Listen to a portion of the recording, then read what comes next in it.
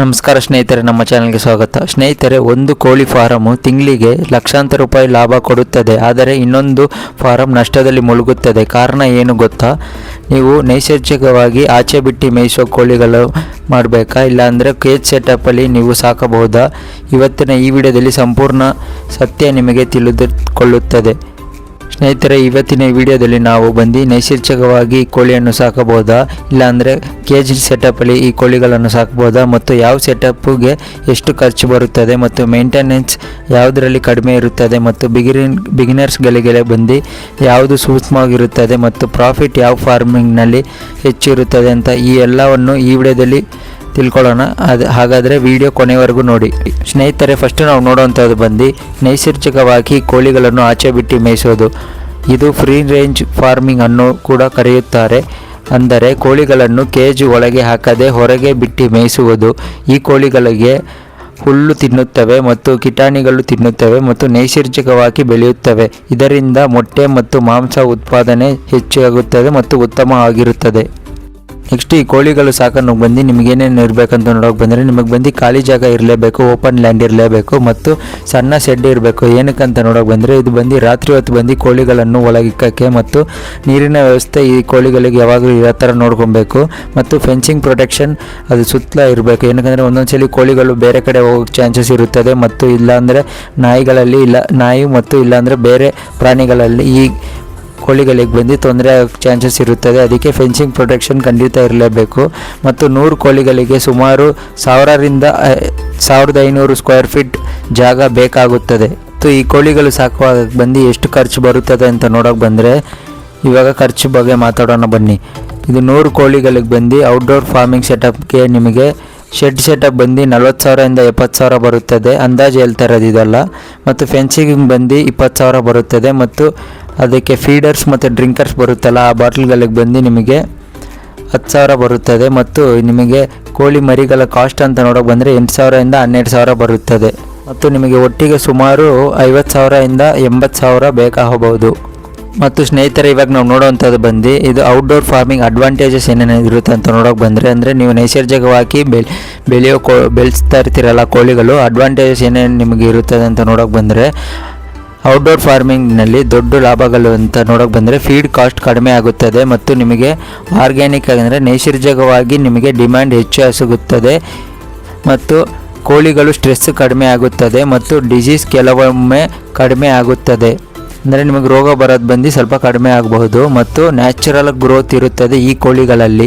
Next ಸ್ನೇಹಿತರೆ, ನಾವು ನೋಡುವಂಥದ್ದು ಔಟ್ಡೋರ್ ಫಾರ್ಮಿಂಗ್ ಡಿಸ್ಅಡ್ವಾಂಟೇಜಸ್ ಏನೇನು ಬರುತ್ತೆ ಅಂತ ನೋಡೋಕೆ ಆದರೆ ಸಮಸ್ಯೆಗಳು ಕೂಡ ಇರುತ್ತದೆ. ಈ ಸಾಕಾಣಿಕೆಯಲ್ಲಿ ಹೆಚ್ಚು ಜಾಗ ಬೇಕಾಗುತ್ತದೆ ಮತ್ತು ಮಳೆಗಾಲದಲ್ಲಿ ಸ್ವಲ್ಪ ಅದು ಕೋಳಿಗಳ ರೋಗ ಜಾಸ್ತಿ ಅಟ್ಯಾಕ್ ಆಗೋ ಚಾನ್ಸಸ್ ಇರುತ್ತದೆ. ಮತ್ತು ಇದರಲ್ಲಿ ಪ್ರಿಡೆಕ್ಟರ್ ಅಟ್ಯಾಕ್ ಅಂದರೆ ಈ ಥರ ಕೋಳಿ ಮತ್ತು ಇದು ಬೇರೆ ಪ್ರಾಣಿಗಳು ಇದಕ್ಕೆ ಕೋಳಿಗಳನ್ನು ಅಟ್ಯಾಕ್ ಮಾಡೋಕ್ಕೂ ಸಾಧ್ಯತೆ ಇರುತ್ತದೆ. ಮತ್ತು ಮೊಟ್ಟೆ ಕಲೆಕ್ಷನ್ಗೆ ಸ್ವಲ್ಪ ಕಷ್ಟಕ್ಕಾಗುತ್ತೆ. ಅಂದರೆ ಒಂದೊಂದ್ಸಲಿ ಒಂದೊಂದು ಕೋಳಿಗಳು ಏನು ಮಾಡುತ್ತೆ, ಎಲ್ಲಾದರೂ ಗಿಡಗಳು ಜಾಸ್ತಿ ಇದ್ದರೆ ಅದು ಮೈದಾನದಲ್ಲಿ ಅಲ್ಲೆಲ್ಲ ಮೊಟ್ಟೆ ಹಾಕೋ ಚಾನ್ಸಸ್ ಇರುತ್ತದೆ. ಮತ್ತು ನಿಮಗೆ ಹುಡುಕಿ ತಗೊಳೋ ಥರ ಇರುತ್ತದೆ ಇದರಲ್ಲಿ.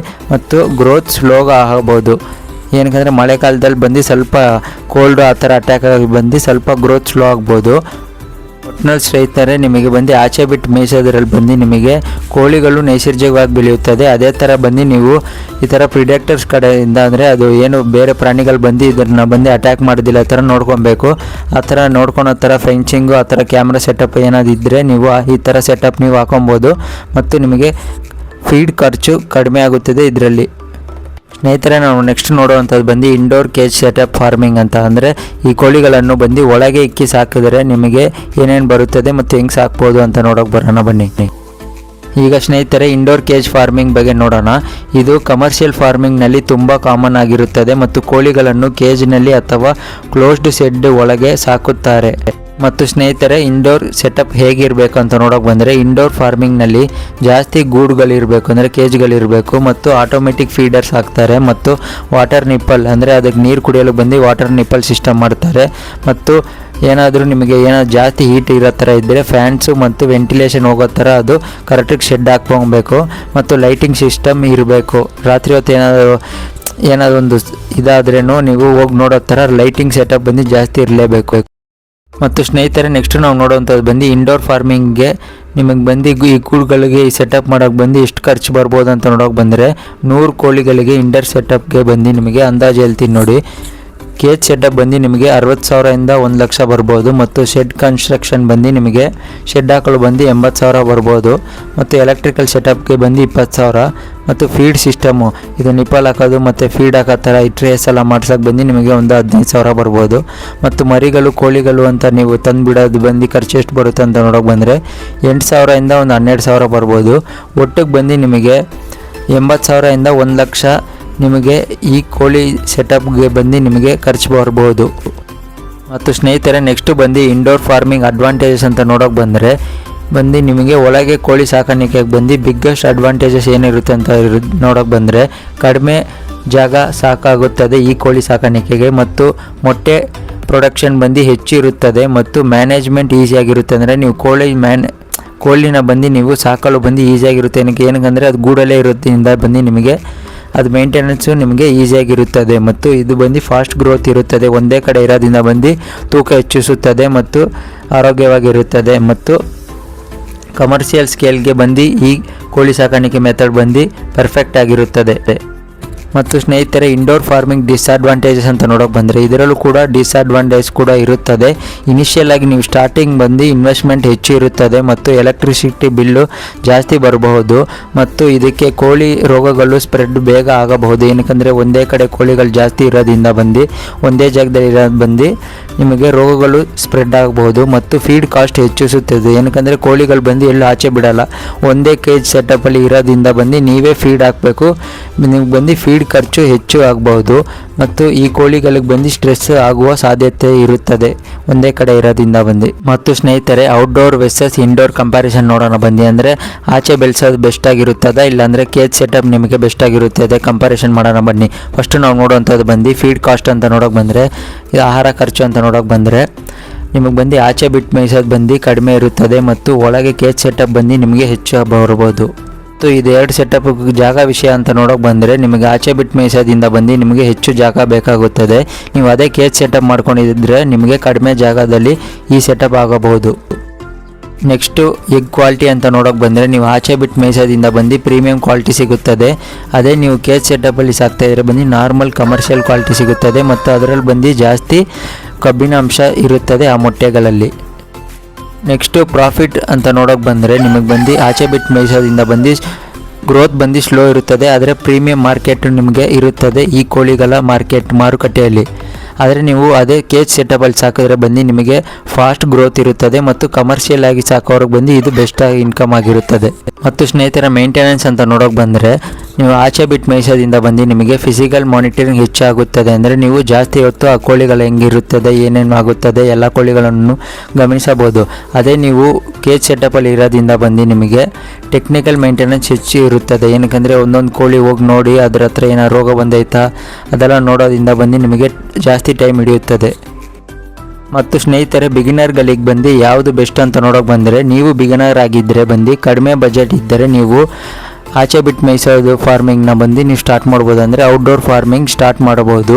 ಅದೇ ನಿಮಗೆ ಹತ್ರ ಬಂದು ಒಂದು ಸ್ನೇಹಿತರೆ ಆದರೆ ನನ್ನ ಸಲಹೆ ಏನು ಅಂತ ನೋಡೋಕೆ ಬಂದರೆ ಮೊದಲು 50ರಿಂದ 100 ಕೋಳಿಗಳು ಔಟ್ಡೋರ್ ಸಿಸ್ಟಮಲ್ಲಿ ನೀವು ಸ್ಟಾರ್ಟ್ ಮಾಡಿದ್ರೆ ಎಕ್ಸ್ಪೀರಿಯನ್ಸ್ ತೊಗೊಳ್ಬೇಕು. ಏನಕ್ಕಂದರೆ ನಾನೇನೇ ಅಂತ ಇರೋದಂದರೆ ನೀವು ಸ್ಟಾರ್ಟಿಂಗ್ ಬಂದು ಸಣ್ಣ ಪ್ರಮಾಣದಲ್ಲಿ ಈ ಕೋಳಿ ಸಾಕಾಣಿಕೆ ಸ್ಟಾರ್ಟ್ ಮಾಡಿ. ಆವಾಗಲೇ ನಿಮಗೆ ಒಂದು ನಾಲೆಜ್ ಸಿಗುತ್ತದೆ ಮತ್ತು ಅದಕ್ಕೆ ಏನೇನು ರೋಗಗಳು ಬರುತ್ತದೆ, ಎಷ್ಟು ಫೀಡ್ ಖರ್ಚಾಗುತ್ತದೆ ಇದೆಲ್ಲ ತಿಳ್ಕೊಂಡೆ ಆಮೇಲೆ ನೀವು ಬಂದು ಜಾಸ್ತಿ ದೊಡ್ಡ ಪ್ರಮಾಣದಲ್ಲಿ ಬಂದು ನೀವು ಶುರು ಮಾಡ್ಕೊಬೋದು. ಫಸ್ಟು ನೀವು ಬಂದು ಕೋಳಿಗಳನ್ನು ಬಂದು ನೀವು ಆಯ್ಕೆ ಮಾಡೋದು ಅದು ಬಹಳ ಮುಖ್ಯವಾಗಿರುತ್ತದೆ.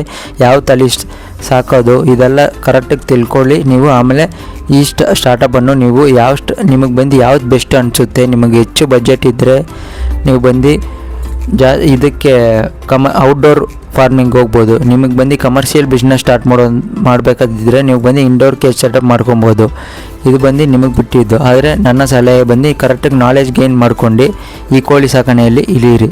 ಮತ್ತು ಸ್ನೇಹಿತರೆ, ಡಿಸೀಸ್ ಮ್ಯಾನೇಜ್ಮೆಂಟ್ ಟಿಪ್ಸ್ ಅಂತ ಕೊಡ್ತೀನಿ ನೋಡಿ. ಯಾವ ಫಾರ್ಮಿಂಗ್ ಮಾಡಿದ್ರೆ ನಿಮಗೆ ಬಂದು ರೋಗಗಳು ಕಂಟ್ರೋಲ್ ಮಾಡೋದು ಬಂದು ತುಂಬ ಮುಖ್ಯವಾಗಿರುತ್ತದೆ. ಫಸ್ಟು ನಾವು ಏನಂತ ಮಾಡಬೇಕಂತ ನೋಡೋಕೆ ಬಂದರೆ ವ್ಯಾಕ್ಸಿನೇಷನ್ ಮಿಸ್ ಮಾಡದೆ ಹಾಕ್ಸಲೇಬೇಕು ಎಲ್ಲ ಕೋಳಿಗಳಿಗೆ. ಮತ್ತು ಶುದ್ಧವಾದ ನೀರು ಕೊಡಬೇಕು ಮತ್ತು ಶೆಡ್ ಬಂದು ಕ್ಲೀನಾಗಿ ಮೇಂಟೈನ್ ಮಾಡಬೇಕು. ಮತ್ತು ರೋಗ ಬಂದಿರೋ ಕೋಳಿಗಳನ್ನು ತಕ್ಷಣವೇ ನೀವು ಬೇರೆ ಕೇಜಿಗೆ ಶಿಫ್ಟ್ ಮಾಡಿ ಅದನ್ನು ಬಂದು ಕ್ವಾರಂಟೈನ್ ಮಾಡಬೇಕು. ಮತ್ತು ಜಾಸ್ತಿ ಕೋಳಿಗಳ ಪ್ರಮಾಣ ಬಂದು ಒಂದೇ ಗೂಡಲ್ಲಿ ಬಂದು ಇಕ್ಕೋದು ಮತ್ತು ಒಂದೇ ಶೆಡ್ಡಲ್ಲಿ ಜಾಸ್ತಿ, ಇವಾಗ 100 ಕೋಳಿ ಬಿಡೋ ಜಾಗದಲ್ಲಿ ಬಂದು 200 ಕೋಳಿ ಬಿಡೋದು, 150 ಕೋಳಿ ಬಿಡೋದು ಬಂದು ಓವರ್ ಕ್ರೌಡಿಂಗ್ ಆದರೆ ಬಂದು ನಿಮಗೆ ಬಂದು ಜಾಸ್ತಿ ರೋಗಗಳು ಬಂದು ನಿಜವಾದ ಸ್ಟ್ರೆಸ್ ಆಗಲು ಚಾನ್ಸಸ್ ಇರುತ್ತದೆ. ಅಂದರೆ ಜನರು ಯೋಚಿಸುವಂತೆ ಪೊಲ್ಟ್ರಿ ಫಾರ್ಮಿಂಗ್ ಇನ್ಸ್ಟೆಂಟ್ ಮನಿ ಮಿಷಿನ್ ಅಲ್ಲ.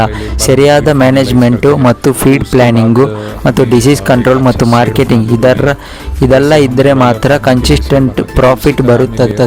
ಮತ್ತು ಸ್ನೇಹಿತರೆ, ಫೈನಲ್ ಆಗಿ ನಾನು ಹೇಳೋದಂತ ನೋಡೋಕೆ ಬಂದರೆ ಔಟ್ಡೋರ್ ಫಾರ್ಮಿಂಗ್ ಬಂದು ನಿಮಗೆ ನ್ಯಾಚುರಲ್ ಮತ್ತು ಪ್ರೀಮಿಯಂ ಮಾರ್ಕೆಟ್ಗೆ ಈ ಕೋಳಿಗಳ ಸಾಕಾಣಿಕೆ ಬೆಸ್ಟ್ ಆಗಿರುತ್ತದೆ. ಅದೇ ನಿಮಗೆ ಇಂಡೋರ್ ಕೇಜ್ ಫಾರ್ಮಿಂಗ್ ಬಂದು ಲಾರ್ಜ್ ಸ್ಕೇಲು ಮತ್ತು ಕಮರ್ಷಿಯಲ್ ಪ್ರೊಡಕ್ಷನ್, ನೀವು ಮಾಂಸ ಮತ್ತು ಮೊಟ್ಟೆ ಜಾಸ್ತಿ ಪ್ರೊಡಕ್ಷನ್ ಮಾಡ್ತೀರಾ ಅಂತ ನೋಡೋಕೆ ಬಂದರೆ ಈ ಕೋಳಿ ಸೆಟಪ್ ಬಂದು ನಿಮಗೆ ಬೆಸ್ಟ್ ಆಗಿರುತ್ತದೆ.